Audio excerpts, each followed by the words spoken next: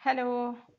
Welcome to your new light classes YouTube channel. आपका अपने channel में बहुत बहुत स्वागत है। And this is Shiva Sahin and I want to give you a most important question for super TET exam. So now start.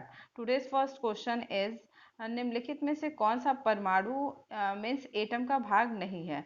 तो आपको यहाँ पे 4 ऑप्शन दिए गए हैं जिसमें से आपको एक किसी आंसर को बताना है कि जो परमाणु का भाग नहीं है। तो आपको ऑप्शन दिए जाते हैं। फर्स्ट है प्रोटॉन, सेकंड है इलेक्ट्रॉन, थर्ड है न्यूट्रॉन एंड फोर्थ है फोटॉन। सो आपको इसमें से एक सेलेक्ट करना है। आप ये बताइए कि परमाणु का जो भाग कौन सा इसमें से नहीं है। तो मैं आपको बताती हूँ, जो परमाणु का इसमें भाग नहीं है वो है आपका ऑप्शन सही, फोटॉन।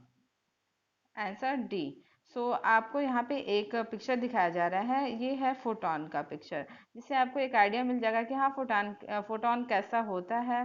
एंड आप अगर इसे देख के इस क्वेश्चन को लर्न करते हैं तो आपके माइंड में हमेशा सेट हो जाएगा कि हाँ फोटॉन ऐसा होता है और ये परमाणु का भाग नहीं होता है। That's it. And second question है आज का कि फेरिक ऑक्साइड में लोहे की संयोजकता कितनी होती है। यू नो वेरी वेल, संयोजकता इट मीन्स वैलेंसी, कि जो फेरिक ऑक्साइड होती है उसकी वैलेंसी कितनी होती है।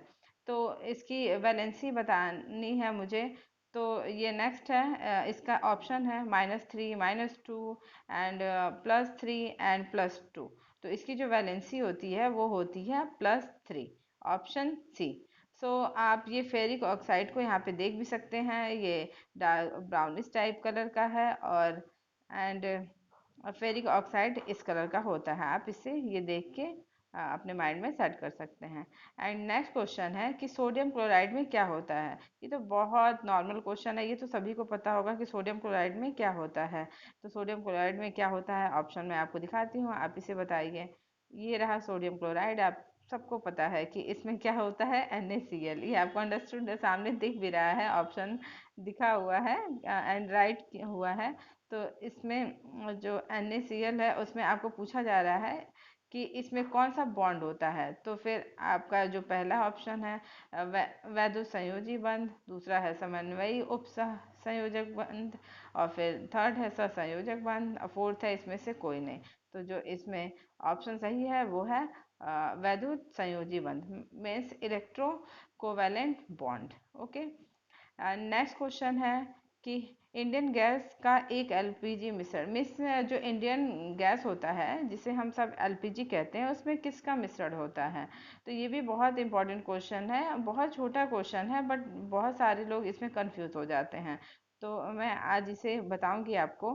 फर्स्ट है ब्यूटेन एंड हाइड्रोजन का, एंड सेकंड है ब्यूटेन एंड प्रोपेन का, थर्ड है मीथेन एंड ऑक्सीजन का, एंड फोर्थ है ब्यूटेन एंड ऑक्सीजन का। सो ये आपको पता ही होगा कि कौन सा ऑप्शन सही है।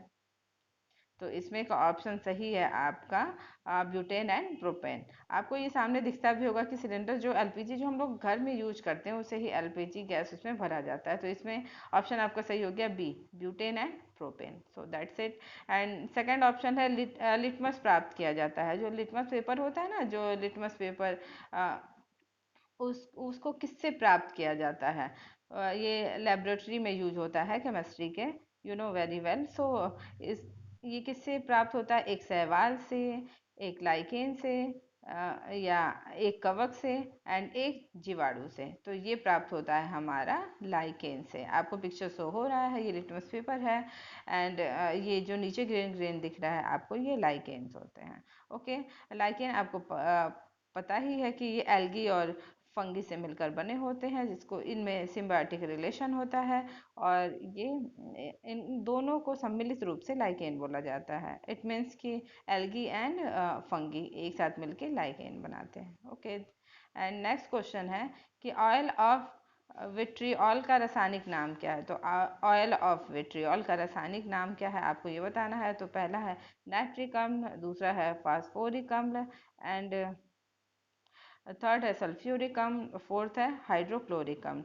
तो ये जो हमारा ऑयल ऑफ विट्रियोल है उसको किसे कहा जाता है, तो ये कहा जाता है H2SO4। इट मीन्स कि सल्फ्यूरिक अम्ल को। सो इसका ऑप्शन सी सही रहेगा।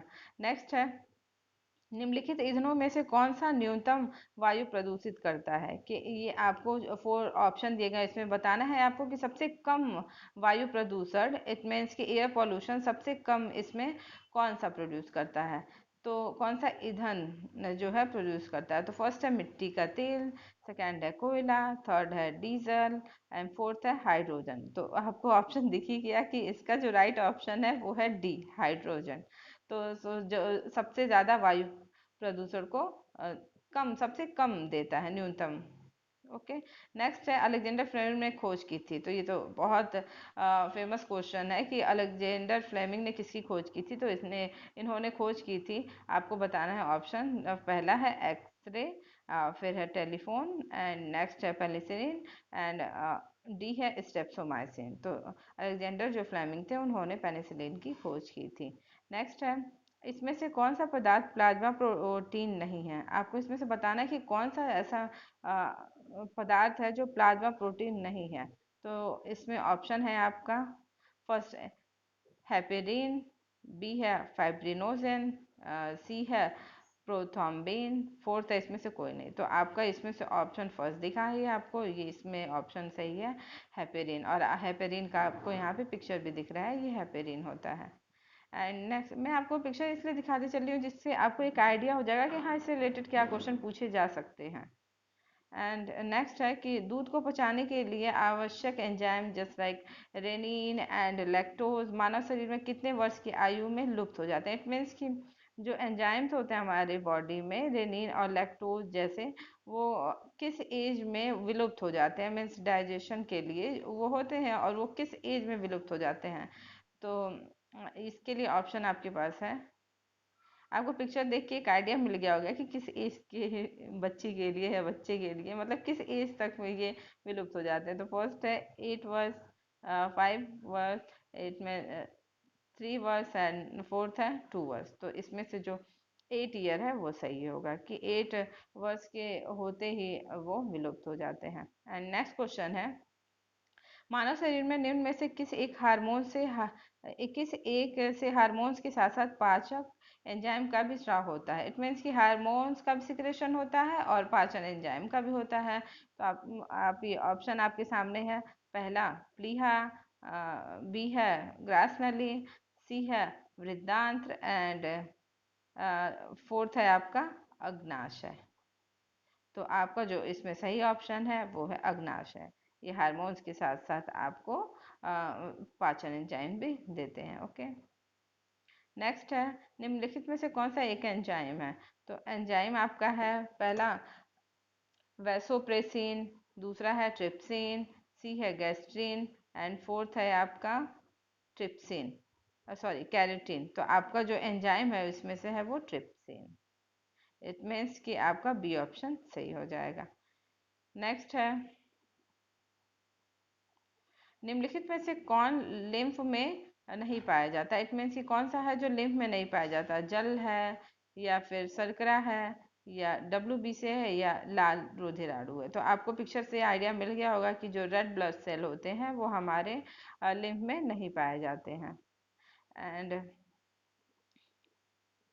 नेक्स्ट है, 1 घन मिलीमीटर में श्वेत रक्त कणिकाओं की संख्या कितनी होती है? तो 1 घन मिलीमीटर में श्वेत जो वाइट ब्लड सेल होती हैं उनकी संख्या कितनी होती है? 4,000 से 10,000 के बीच में, या 2 लाख में, या फिर 25,000 से 50,000 में, या 50,000 से 1 लाख में? तो ये वाइट ब्लड सेल हैं, आप देखिए पिक्चर्स को।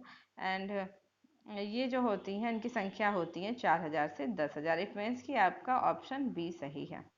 एंड नेक्स्ट क्वेश्चन है आज, और ये आज का लास्ट क्वेश्चन है कि चूना पत्थर का रासायनिक नाम क्या है? तो ये तो सभी को पता है, मैंने इसमें इजी क्वेश्चन को भी इंक्लूड किया है कि क्योंकि इजी क्वेश्चन भी पूछे जाते हैं, ऐसा नहीं है। तो ये यूपी का एग्जाम है, तो इसमें कुछ टफ क्वेश्चन होते हैं, कुछ इजी क्वेश्चन होते हैं, तो सबको साथ में लेकर चलना होगा। तो चूना पत्थर का रासायनिक नाम क्या है? सभी को पता है, और फिर भी मैं आपको बताना चाहती हूँ कि sodium chloride, sorry sodium sulphide, and sodium chloride, and calcium carbonate, and magnesium chloride. तो पिक्चर देखिए आप, ये चूने का पिक्चर है और इसको बोला जाता है कैल्शियम कार्बोनेट। ओके, तो चूना पत्थर का रासायनिक नाम calcium carbonate. That's it, and thank you for watching my video, and please मेरे वीडियो को ऐसे ही सपोर्ट करिए। और मैंने ये फर्स्ट टाइम ऐसे ट्राई किया है बनाने का। एक्चुअली मैं इससे पहले आपको अपने हैंड रिटन नोट्स ही अवेलेबल कराती थी। तो मैं कोशिश करूँगी आपको मैं अच्छे वे में जितनी भी सारी चीज़ें हैं, जितने भी क्वेश्चन हैं, मैं आपको स्मार्ट वे में अच्छे से प्रेजेंट कर पाऊँ। और प्लीज़ मेरे चैनल को ऐसे लाइक शेयर और सब्सक्राइब करते रहें और सपोर्ट करते रहें, और अपना ख्याल रखें। तब तक के लिए बाय।